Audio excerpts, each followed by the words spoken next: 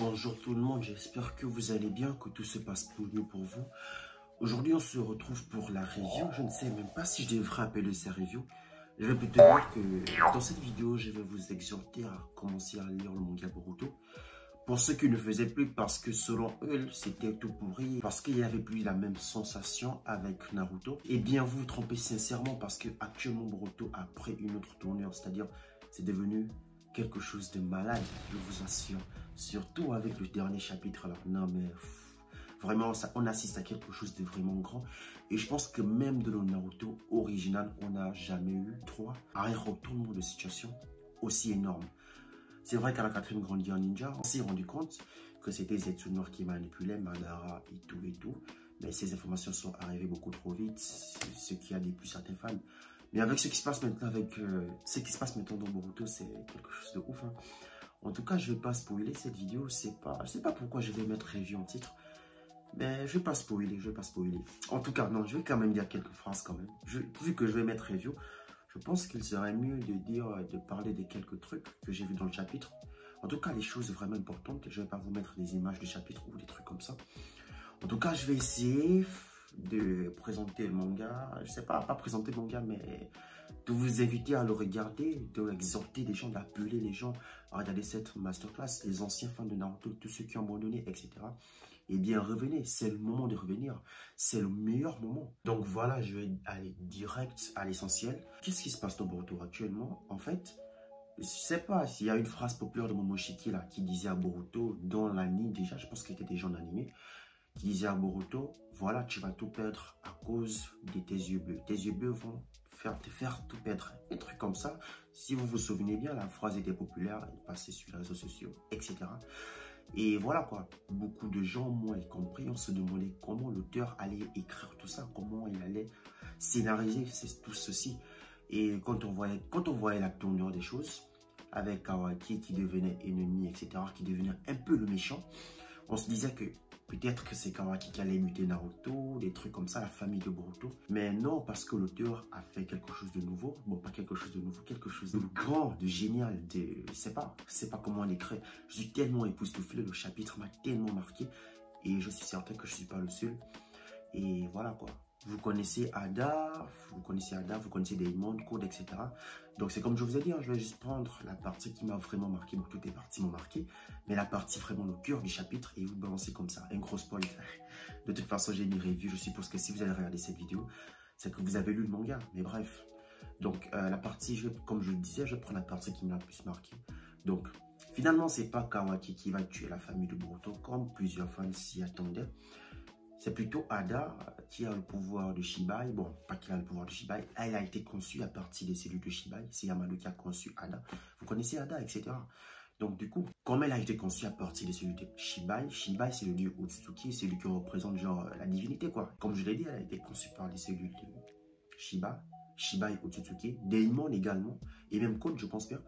Elle a hérité de certains de ses pouvoirs divins, si je peux le dire comme ça. Oui, divins. Et comment on appelle ça déjà? Le Shinzu. Oui, la technique du Shinzu. Donc, vous savez, le Shinzu, c'est comme ninjutsu, des trucs comme ça, vous voyez. Donc, elle a hérité certains des pouvoirs de Shibai, notamment un pouvoir d'omnipotence, si je peux dire ça comme ça, parce que le nom n'est pas mentionné. Quand j'ai lu le chapitre, il n'y avait pas le nom de la technique mentionnée qui permet de réécrire, bon, pas réécrire l'histoire, ça y ressemble, mais c'est pas du tout cela. En fait, elle modifie les pensées des gens. C'est-à-dire, c'est comme une sorte de Tsukuyomi, vous voyez? Genre le Tsukuyomi de Madara, là, qui vous permet de vous endormir, d'être dans un monde de rêve, des trucs comme ça. Elle, par contre, elle réécrit vos souvenirs. Et elle n'a pas besoin de vous immobiliser, elle fait des trucs comme ça. Elle n'active pas sa technique. C'est pas ce qu'on voit dans le manga, en tout cas. C'est Kawaki qui parle avec elle et Kawaki qui formule un vœu indirectement. Je ne sais pas si c'est par l'amour que Ada ressent pour Kawaki. Je ne sais pas, mais son pouvoir s'active. Et voilà, bam. Et voilà, son pouvoir s'active et les souvenirs de toutes les personnes qui sont sur Terre, tous les ninjas sont réécrits. Vous voyez?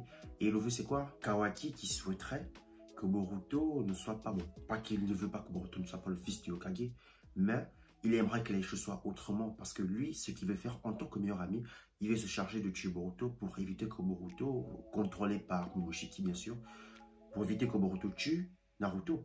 Donc, Ce qu'il veut faire, c'est se charger lui-même du cas Boruto. Mais sauf que Boruto, c'est le fils du Hokage après tout. Il est aimé dans tout le village. De ce que Kawaki aimerait, c'est qu'en fait Boruto ne soit pas si apprécié ou bien que Boruto ne soit pas le fils du Hokage et que les choses soient différemment.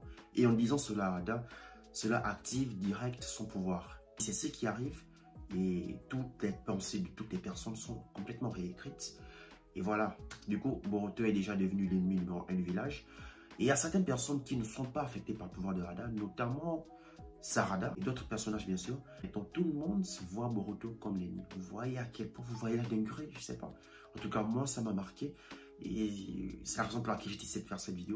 Je vous exhorte, je vous invite à venir regarder. Venez regarder Boruto. Venez lire le manga Boruto. Ne commencez pas par l'anime, etc. Venez lire le manga. Il n'y a pas de filler dans le manga. Il n'y a pas de tous ces détails nuls là. Venez lire le manga. Et on attend tous la deuxième partie de l'anime qui va être une dinguerie. Et bien sûr, vu que Boruto est devenu l'ennemi du village, c'est plus le fils du Hokage, du moins dans la tête des gens, que c'est Kawaki à la place qui est devenu le fils de Naruto, et Boruto qui est devenu Kawaki. Vous voyez, ils ont échangé de place. De toute façon, c'est pas une vidéo review, je vais pas vous détailler tout ce qui s'est passé dans le manga. C'est surtout une vidéo dans laquelle j'invite des gens à recommencer à regarder, à lire le manga Boruto.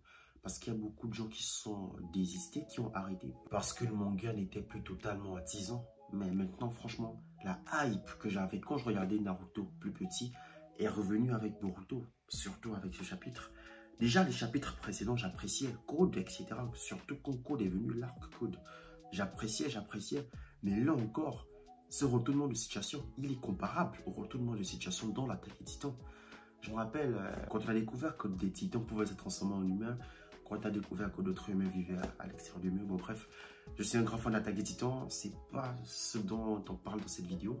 On parle de Boruto, rien que de Boruto. Je vais essayer de ne pas déborder.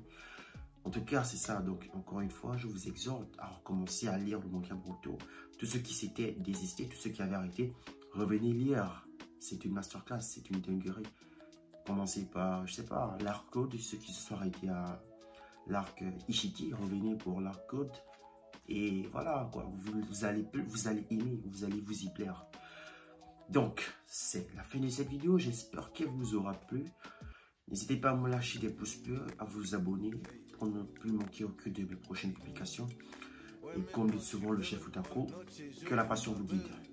Je roule un peu, Madeleine 2 semaines sur 2, je suis sur la capitale.